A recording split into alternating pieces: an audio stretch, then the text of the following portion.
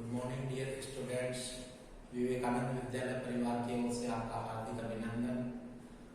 कल lesson number 3 में धर्म वाले चैप्टर में आप लोगों ने ये जाना था कि धर्म का राजनीति से क्या संबंध है, दोनों में किस प्रकार संबंध पाया जाता है, और यदि राजनीति धर्म का गलत दुरुपयोग करने लग जाती है तो किस प्रकार धार्मिक संघर्ष उत्पन्न हो जाते हैं, धार्मिक कट्टरता किस प्रकार आतंकवाद को बढ़ावा देती है, वो उस पॉइंट में जाना आपने।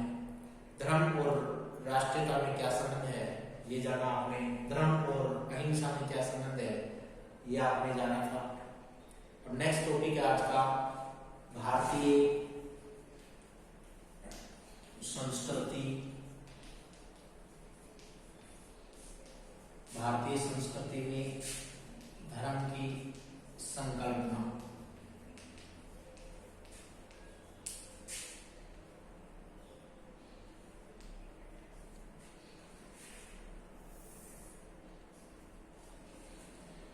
कि भारतीय संस्कृति में धर्म की संकल्पना क्या है, इसके बारे में जानेंगे। प्राचीन काल से ही भारतीय संस्कृति में धर्म की अपनी विशिष्टता रही है, धर्म की मौलिकता रही है। प्राचीन धर्म शास्त्र ग्रंथों में भी धर्म को विशेष तवज्जो दी गई है। हमारे सबसे प्राचीनतम जो ग्रंथ हैं वो वेद हैं। वेदों में भी सबसे प्राचीन जो है वो ऋग्वेद है। ऋग्वेद सबसे प्राचीन वैदिक ग्रंथ है। ऋग्वेद में जो है अलग अलग रूपों में देखा जाए तो ब्रह्मा को अलग अलग रूपों में जाना गया है। जैसे मुख्य तौर पर अग्नि, वरुण, मित्र, मातृश्वान, यम इत्यादि नामों से जाना गया है।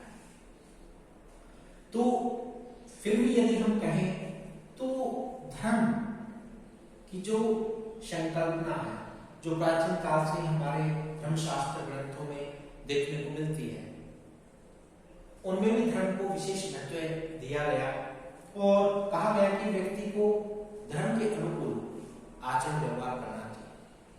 धर्म के अनुकूल यदि व्यक्ति आचरण व्यवहार करेगा तो धर्म के मार्ग की ओर प्रवृत्त होगा, धर्म के मार्ग को अपनाने में सफल सिद्ध होगा।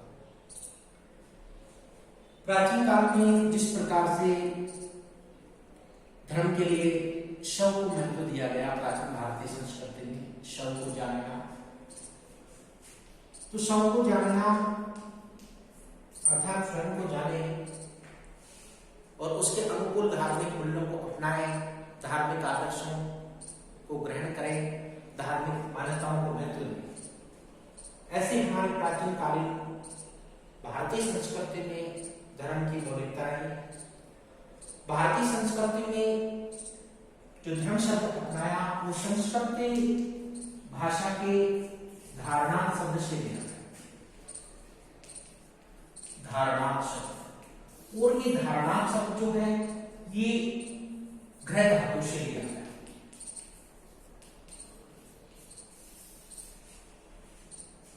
जिसका शाब्दिक अर्थ धारण करना, धारणाकार। तो कहने का मतलब है प्राचीन काल में जो संस्कृत भाषा है उसी से जो है धर्म शब्द की उत्पत्ति हुई। जहां बात पाश्चात्य जगत की आती है तो पाश्चात्य जगत में धर्म की इतनी विस्तृत व्याख्या देखने को नहीं मिलती है।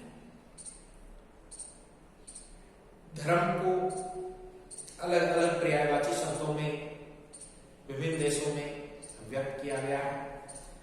प्रत्येक देश की अपनी परिस्थितियां, वहां के सांस्कृतिक रीति रिवाज अलग अलग हैं। अलग अलग कालों में अलग अलग परिस्थितियों के अनुसार धर्म का आविर्भाव हुआ, धर्म का प्रचलन हुआ, उसका विकास हुआ।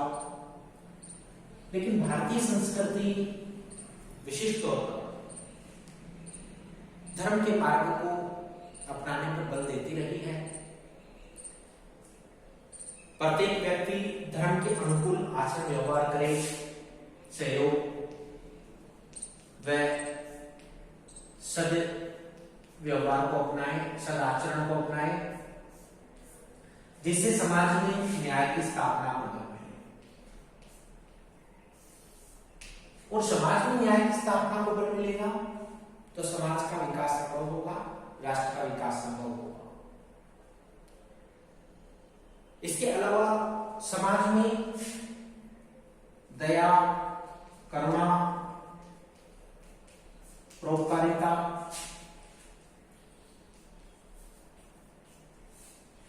की भावना भी लोगों को अपनानी चाहिए।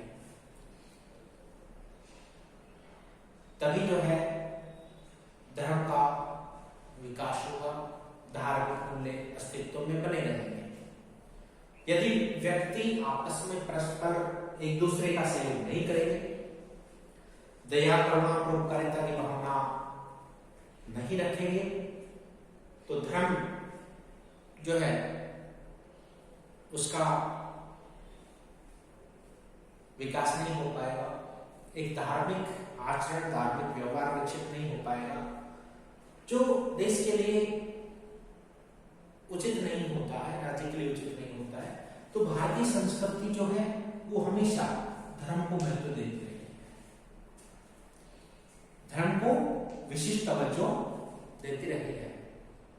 भारतीय संस्कृति धर्म पर आधारित है।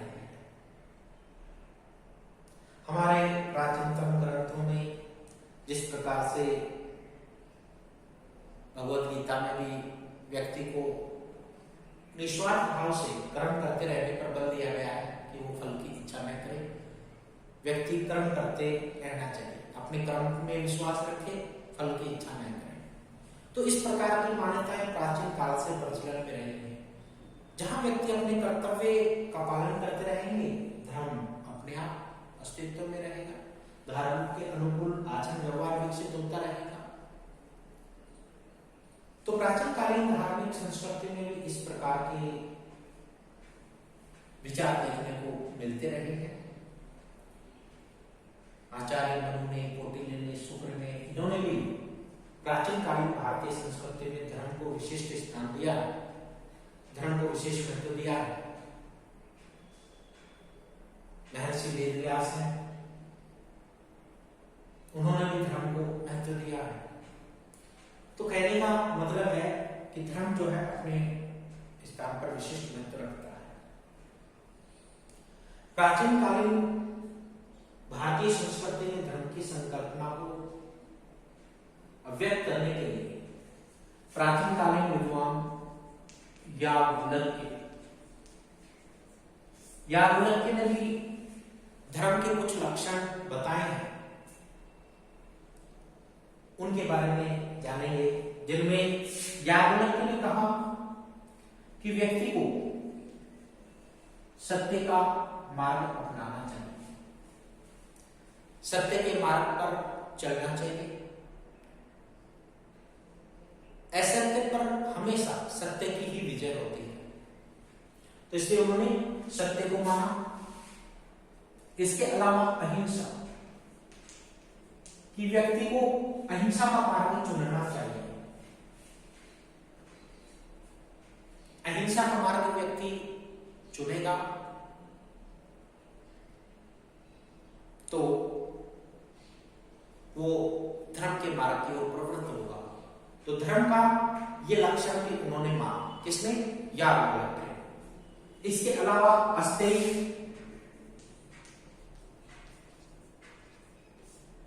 चोरी नहीं करना, चोरी नहीं करना, इसको भी उन्होंने धर्म का एक आवश्यक लक्षण बताया कि व्यक्ति को कभी भी अपने जीवन में चोरी के मार्ग को नहीं अपनाना चाहिए। सफल होने के लिए इस प्रकार की अनैतिक तरीके नहीं अपनाने चाहिए, बल्कि नैतिक तरीके अपनाए, नैतिक आचरण व्यवहार करें।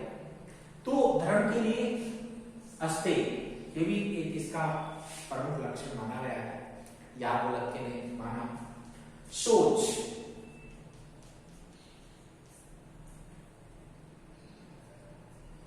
सोच का मतलब स्वच्छता,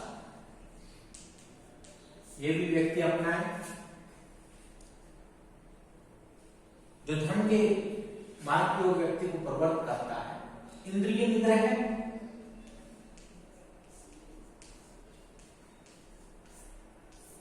इंद्रिय निग्रह का मतलब इंद्रियों को अपने वश में रखना, इंद्रियों को अपने वश में रखना।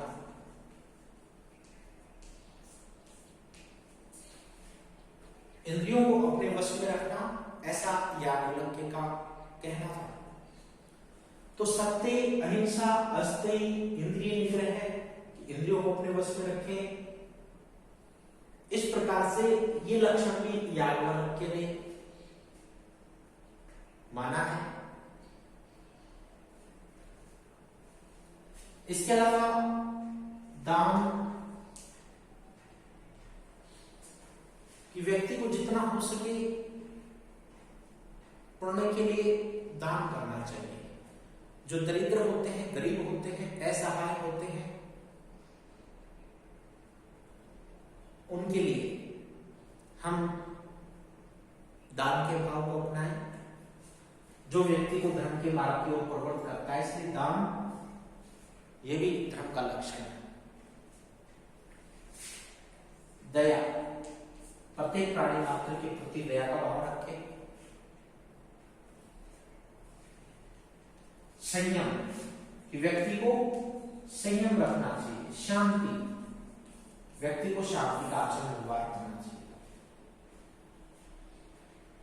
तो इस प्रकार से याज्ञवल्क्य ने ये धर्म के लक्षण बताए हैं कि व्यक्ति सत्य का मार्ग चुने, अहिंसा को अपनाए, हिंसात्मक व्यवहार न करें, अस्तेय, चोरी का मार्ग न अपनाए, चोरी न करें, सोच, स्वच्छता, स्वच्छता को महत्व दें, इंद्रिय निग्रह, इंद्रियों को अपने वश में रखें।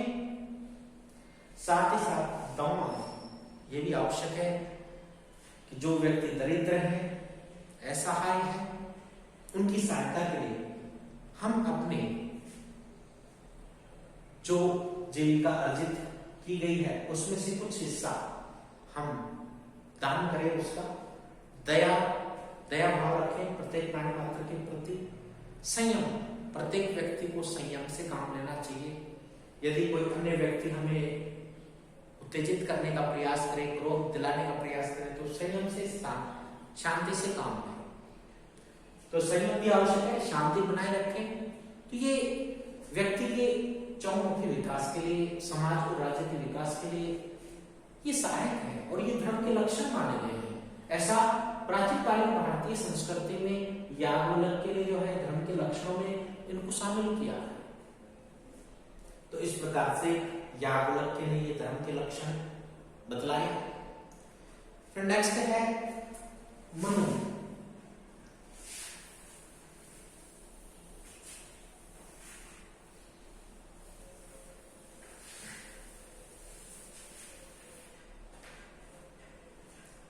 आचार्य मनु ने भी अपने ग्रंथ मनुस्मृति में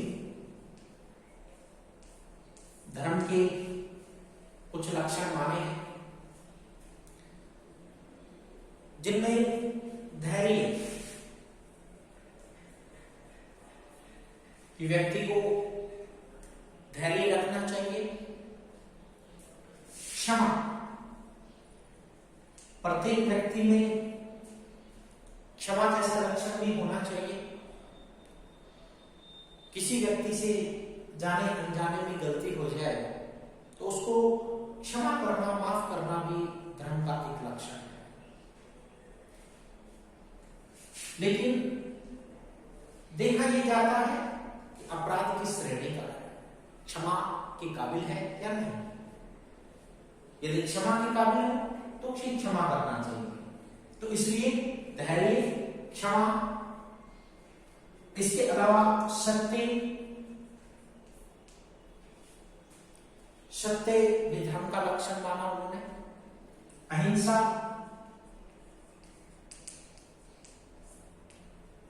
अहिंसा के मार्ग को अपनाए।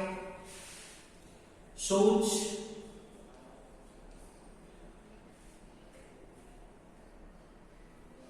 इंद्रिय निग्रह,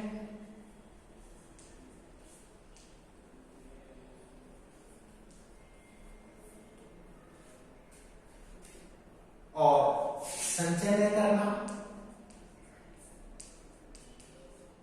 आवश्यकता से अधिक धन का संचय नहीं करना चाहिए, जिसको अपरिग्रह कहते हैं। तो ऐसा उन्होंने धर्म के लक्षणों में इसे स्वीकार किया। बल, बुद्धि, विद्या, क्रोध नहीं करना,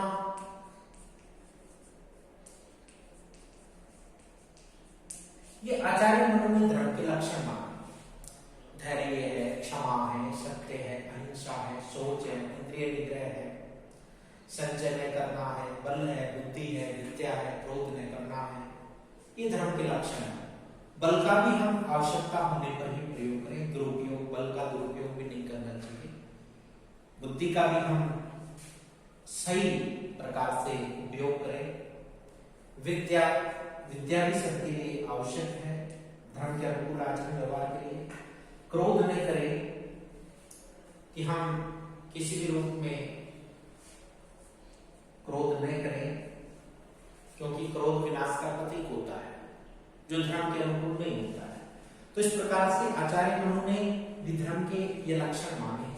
यदि इनके अनुकूल व्यक्ति आचरण व्यवहार करता है तो धर्म के मार्ग की ओर प्रवृत्त होता है। तो प्राचीन भारतीय संस्कृति में इस प्रकार से धर्म की ये संकल्पना अभिव्यक्त की गई है। अब नेक्स्ट टॉपिक, इस्लाम धर्म में, ईसाई धर्म में धार्मिक संकल्पना किस प्रकार है, इसके बारे में जानें।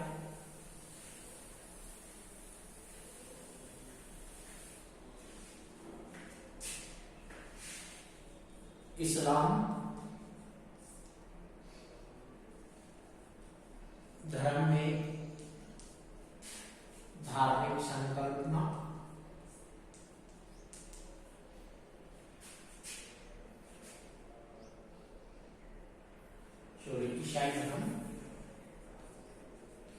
ईसाई धर्म में धार्मिक संकल्पना। पहले ईसाई धर्म लेते हैं, फिर बाद में इस्लाम धर्म के बारे में।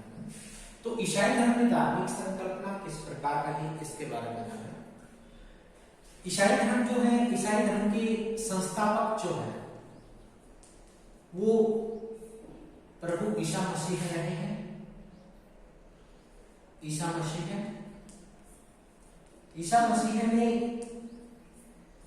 ईसाई धर्म की स्थापना की थी। लगभग आज से 2020 वर्ष पूर्व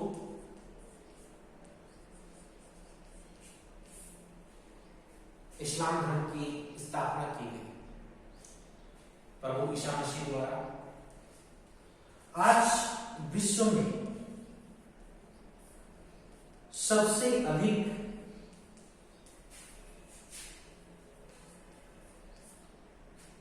अनुयायी जो हैं वो ईसाई धर्म के हैं।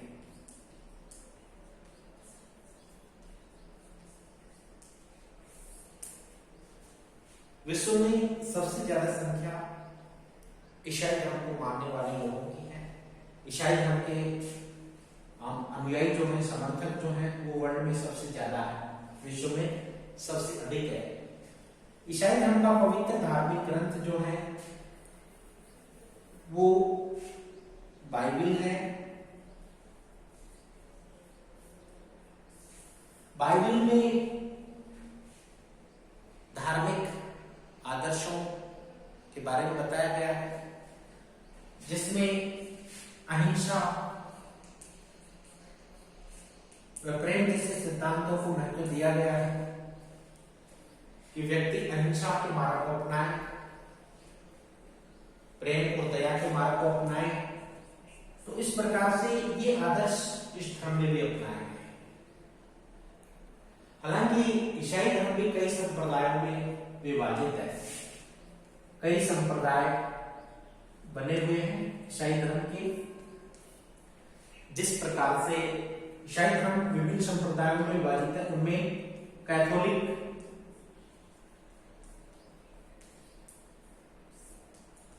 प्रोटेस्टेंट,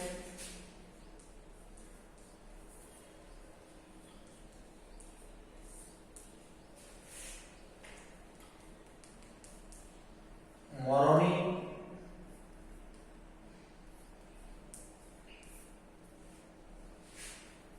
एवंजेलिक,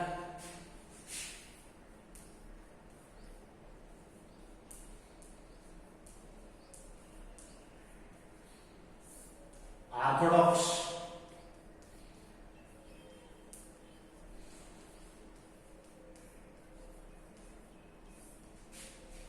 इन संप्रदायों में विभाजित है। तो ईसाई धर्म जो है वो कैथोलिक, प्रोटेस्टेंट, मोरोनी, एवेंजेलिक, ऑर्थोडॉक्स इन संप्रदायों में बटा हुआ है। लेकिन फिर भी ईसाई धर्म की जो मान्यताएं हैं, जिनके मूल आदर्श है, वो धर्म के अनुकूल है। अहिंसा, प्रेम, दया जिस सिद्धांतों पर यह धर्म बल देता है। तो इसलिए ईसाई धर्म भी अपने आप में विशिष्ट महत्व रखता है। इसकी भी अपनी विशिष्ट मान्यताएं हैं, विशिष्ट सिद्धांत है जो अपनाए गए हैं। अब नेक्स्ट टॉपिक है इस्लाम धर्म में धार्मिक संकल्पना किस प्रकार व्यक्त की गई, उसके बारे में जाने।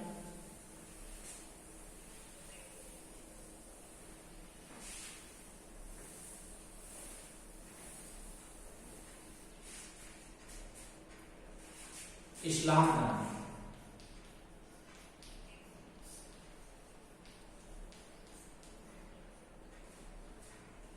इस्लाम धर्म में धार्मिक संकल्पना।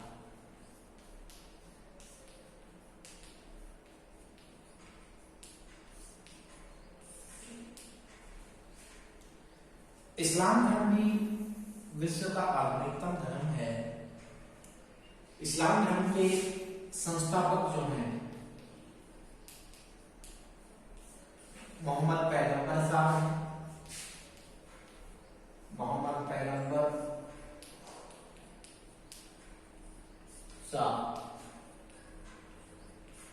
622 ईस्वी में इन्होंने इस्लाम धर्म की स्थापना की और मक्का व मदीना की यात्रा, मक्का व मदीना की यात्रा के पश्चात इन्होंने इस्लाम धर्म की नींव डाली, जो विश्व के आधुनिकतम धर्मों में है। इस धर्म की नींव जब डाली गई तो दो व्यक्ति और साथ हुए, मोहम्मद पैगंबर के साथ और इन्होंने मिलकर के इस धर्म की नींव डाली। आज विश्व की कुल आबादी में 1.5 अरब आबादी 1.5 अरब आबादी इस्लाम धर्म को मानने वाले लोगों की है, जो इस्लाम के अनुयायी हैं। इस्लाम के अनुयायी अर्थात विश्व की कुल आबादी की 20% आबादी जो है वो इस्लाम धर्म को मानने वाले लोगों की है। आज इस्लाम धर्म विश्व के विभिन्न हिस्सों में फैला हुआ है। इसके अलावा अमेरिका है, यूरोप है और रूस है। इनका मध्य का जो भूभाग है, मध्य के भूभाग में इस्लाम धर्म के लोग अधिक निवास करते हैं। इस्लाम धर्म के लोग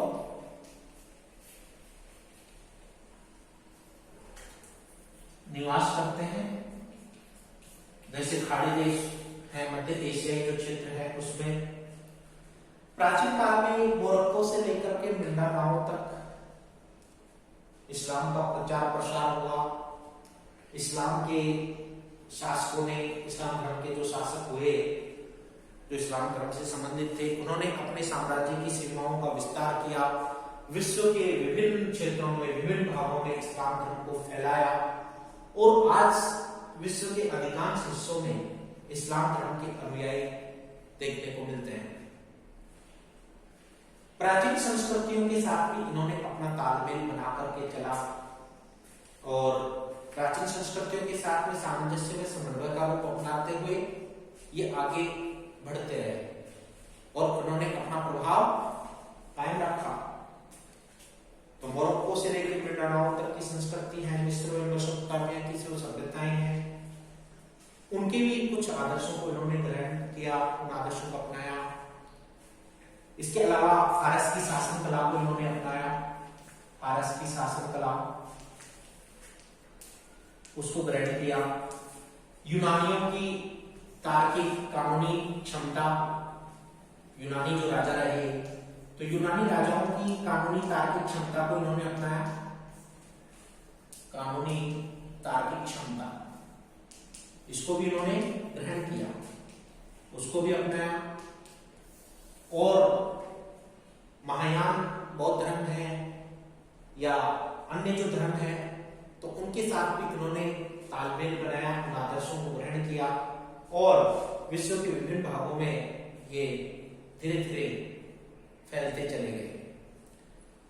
मध्य एशियाई क्षेत्र से लेकर के इधर उत्तर पूर्व जो अफ्रीका है, वहां पर भी इनका प्रभाव स्थापित हुआ।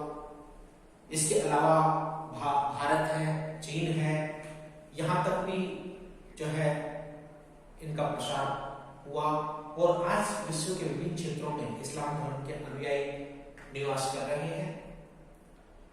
तो इस प्रकार से इस्लाम धर्म जो है, इनका जो पवित्र धार्मिक ग्रंथ है कुरान, कुरान में भी शांति का संदेश दिया गया है कि शांति के भाव को अपनाएं, लेकिन फिर भी कुछ लोग जो है धार्मिक कट्टरता के आधार पर आतंकवाद जैसी विभीषिका को अपनाते चले आए हैं, आतंकवाद को अपनाते चले आए हैं, जिससे वैश्विक चुनौती उभर करके सामने आई है। विश्व के समक्ष, विभिन्न देशों के समक्ष समस्याएं आई हैं जो समस्त मानव प्रजाति के लिए एक खतरा है। आतंकवाद सभी के लिए खतरा है। तो आतंकवादियों का ना कोई देश होता है, ना कोई धर्म होता है, ना कोई उनका मजहब होता है और ये समस्त मानवता के लिए घातक होता है। तो आतंकवाद एक वैश्विक चुनौती है जिससे मिलकर के सभी देशों को सुलझाना चाहिए। तो इस्लाम धर्म की बात कर रहे थे हम। इस्लाम धर्म के कुछ ऐसे प्रमुख शहर हैं जो इसके केंद्र बने हुए हैं, जिनमें समरकंद है, इसके अलावा कोर्डोबा है, दमिश्क है, काहिरा है, बगदाद है। ये इस्लाम धर्म के पवित्र नगरीय केंद्र है जहां से इस्लाम का प्रचार प्रसार हुआ। विभिन्न प्रकार के संस्कृतियों को इन्होंने आत्मसात करते हुए अपना प्रभाव कायम किया। तो इस्लाम धर्म भी एक प्रमुख धर्म है, इसकी भी अपनी धार्मिक संकल्पनाएं, धार्मिक मान्यताएं रही हैं। उन मान्यताओं के अनुकूल इन्होंने अपना प्रचार प्रसार किया। निष्कर्ष तौर पर, सामान्य तौर पर यदि हम कहें तो धर्म जो है वो एक ऐसी संकल्पना है जो मनुष्य को सद आचरण, सद व्यवहार के लिए प्रेरित करती है, जिसमें व्यक्ति नैतिक मूल्यों को अपनाते हुए मानव मात्र के प्रति करुणा की भावना रखे, दया, शांति की भावना रखे और मानवता के विकास में सहायक बने, समाज और राज्य के विकास में योगदान दे।